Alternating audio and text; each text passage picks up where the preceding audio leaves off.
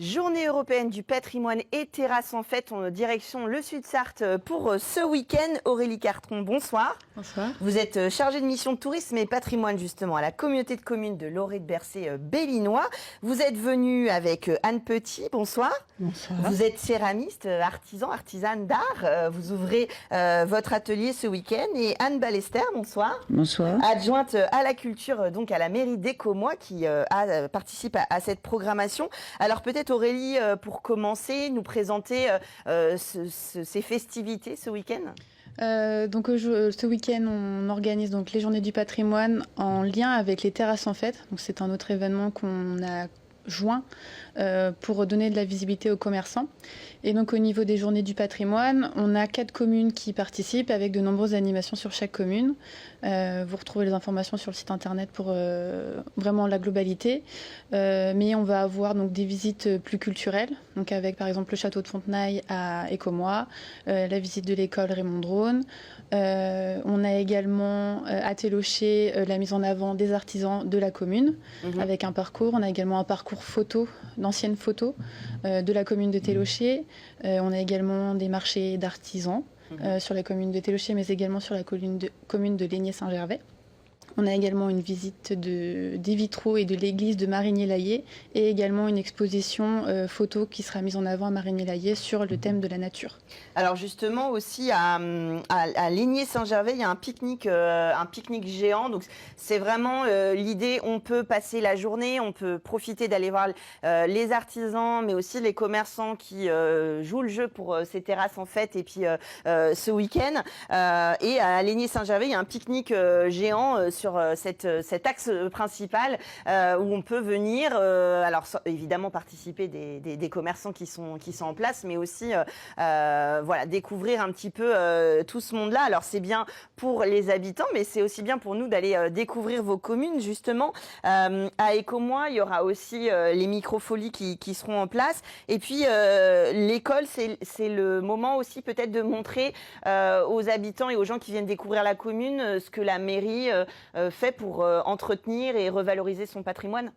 Oui, c'est-à-dire que là, cette année, l'accent est mis sur l'école Raymond Drône, qui est donc une école primaire et qui a été rénovée cette année. Elle s'est pas tout à fait finie parce que l'espace extérieur sera végétalisé et là, pour l'instant, ce n'est pas encore végétalisé, mais c'est dans le projet. Et donc, c'est ça, on invite la population écoméenne et autres à venir visiter cette école qui existe depuis les années 50, si je ne m'abuse. Alors, il y a les artistes, vous le disiez, il y a le marché des artisans à Telocher, il y aura aussi des concerts avec Voie lactée qu'on avait reçus dans l'émission. Et notamment, c'est le moment aussi de mettre en lumière nos artisans. Alors, il y a de la photo, il y a des studios de fleurs et autres. Et puis, il y a 2 ateliers de céramique, dont le vôtre, Anne Petit. C'est des moments importants comme ça, d'ouvrir l'atelier et puis d'échanger avec les gens qui viennent profiter de la ville, du patrimoine en général. Ça permet déjà de faire connaître notre métier, de faire des démonstrations pour savoir comment on travaille. C'est-à-dire que si on vient ce week-end, on vous voit à l'œuvre. Oui, je fais des démonstrations tout le samedi, où vous me verrez réaliser mes pièces pour la fin de l'année en direct. Donc vous y trouverez aussi toutes les collections à venir. Tout l'univers de la table, de la joaillerie, du jardin. Oui, c'est ça, parce que je ne sais pas si c'est votre particularité, mais en tout cas, la chance qu'on a quand on découvre votre travail, c'est que vous faites de la joaillerie, il y a l'art de la table, il y a finalement plein de domaines auxquels vous touchez, évidemment autour de la céramique. Donc on imagine tout de suite le tour et de monter des grosses pièces, mais pas que finalement. Ça fait partie du métier, mais pas que. Il y a d'autres façons de travailler la terre. Donc le tour, le métier de potier traditionnel, ça en fait partie, mais on a aussi possibilité d'ouvrir ce métier à d'autres créations à travers le design, à travers d'autres formes et à travers des matières différentes. Et c'est important aussi que le public vienne à vous, parce que les marchés d'artisans, on en trouve maintenant un petit peu partout, et c'est les artisans qui viennent jusqu'au public dans des plus grandes villes parfois, ou dans des événements. Là, j'imagine que c'est un petit peu différent, la relation qui peut s'installer si c'est eux qui viennent vers vous. Oui, parce que le fait de venir dans nos ateliers, déjà, ils voient toute notre collection, ils voient tout notre travail, notre univers, notre façon de travailler. Et puis, c'est un petit cocon, en fait, que chaque atelier est propre à chaque céramiste. Si vous allez chez Laurence, vous avez la Ronde des Terres, vous avez un univers qui lui est propre. Le mien est différent.